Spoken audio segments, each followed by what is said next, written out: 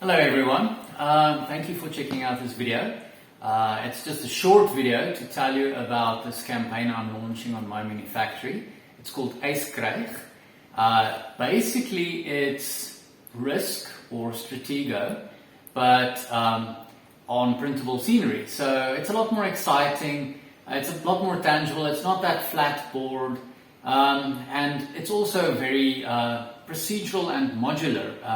The way the games are set up, every game could be very different because the continents are linked together with portals which you can change around, which makes all of this very exciting. No two games should be the same unless you make them the same.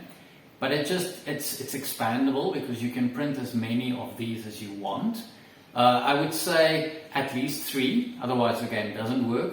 But there's no reason why you couldn't print 10 of these if you have quite a few friends over and would just like to have a game that lasts hours. Let me show you the files that I'll be selling. Okay, so the first file we're looking at is this continent.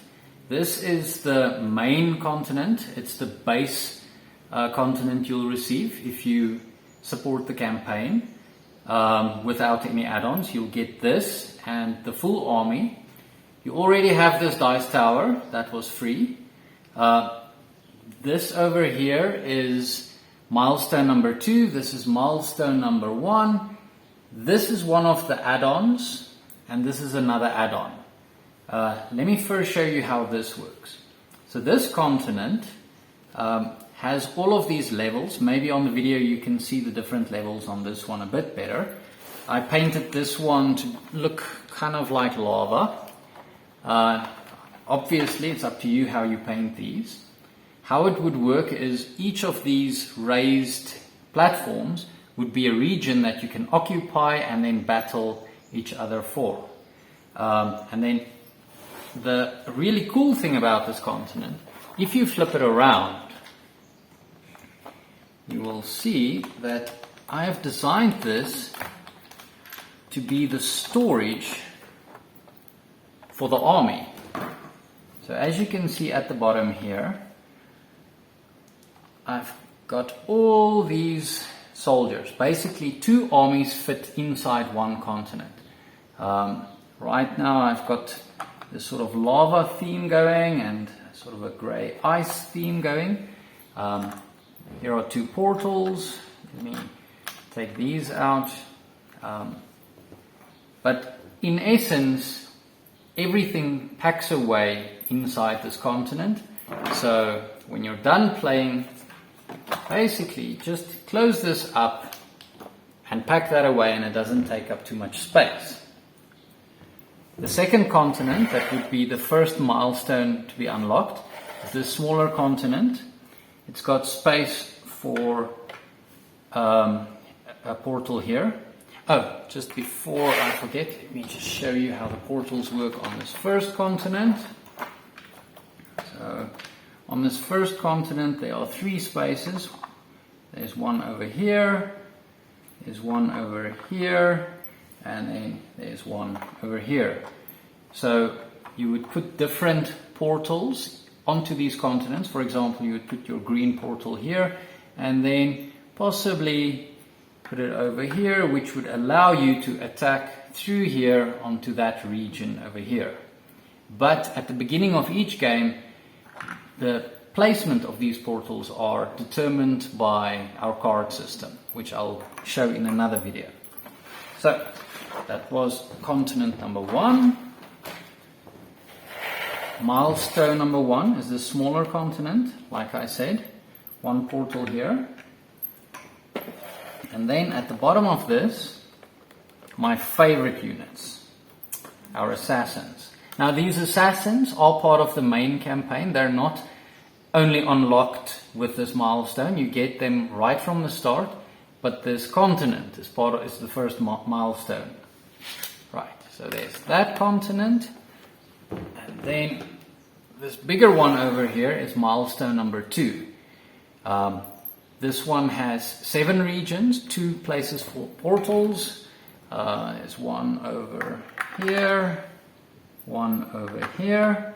Obviously you wouldn't put the same color on there because it would just create a loop. And then at the bottom of this one, same as the main continent. Just be careful with these pegs.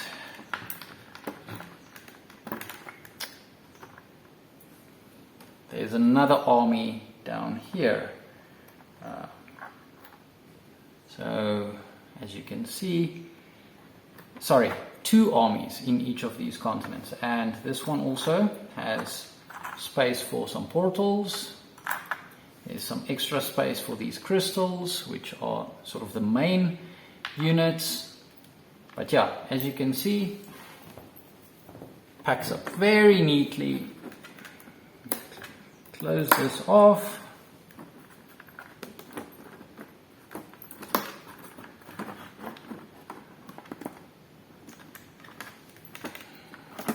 And puts away for neat storage.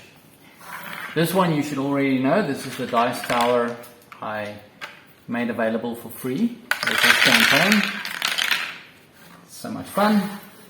This one over here is one of the add-on continents. I printed this a bit smaller just to see how small I could get it to work. As you can see, it's flat. It doesn't have storage. This is specifically for people who want to expand the game or have some more variety in continents. I'll have a few of these as add-ons. They're optional, like I say, just nice to have. And then this is another add-on. This is basically the loot box. It's not necessary to have it, but I mean, come on, this is pretty cool. So at the end of each battle, all the casualties of the battle would go into this loot box, and then the 2 people who battled it out would then roll to see how much loot they would get. Just wanted to speak about all of the units in the game quickly. This is what a battle might look like. I just packed it randomly, so with no consideration to strategy at the moment. But first of all, we've got these crystals. So each person would have his own colored army. As you can see, these are sort of a lava one. They go with these guys. That's the main pawn of the game. After that, we get this little guy who's sort of like an infantry unit. He's the basic attack character. As you can see, he's got these slots for crystals on his base. Right now he's got 4 of them on his base. Those are used as health. So in a battle, if he loses a battle, he would lose a crystal until he's dead. These would obviously then, end up in this little loot box, so that at the end of that round, the players would roll to see who gets that loot. The second character is this little rider, cavalry type character. So this is a stronger unit. They all have different costs. Maybe this grey one is better on the video. As you can see, they also have the crystal slots for health. Both of these 2 have 4. And then we have this big unit. He's got 9 crystal slots. So obviously lots of health, lots of defense. Each of these characters have different buffs. We haven't sorted out the rules quite yet. We're working on the balancing. At the moment, this one has a +1 attack. This one has +1 attack and defense. And this one's attack, I think, is +2 and defense +2, but that will probably change by the time the game comes out. So as you can see, he's got 1, 2, 3, 4, 5 crystals on his body that you can take off. These fit nice and snug in these little slots. And then he's got 4 more on his base. So that's 9 health bonus for him. Here we've got the portals. At the moment I've set it up that this portal would connect there. This one would connect here. That one connects to this continent over here. This is the assassin. Unfortunately, I don't have a painted assassin yet. She is sort of a glass cannon type character. Right now, we're testing her with +4 damage, but -1 defense. Okay, and that wraps it up for this video. Thank you for checking it out. If you want to support the campaign, I'll put a link down in the description below. Cheers.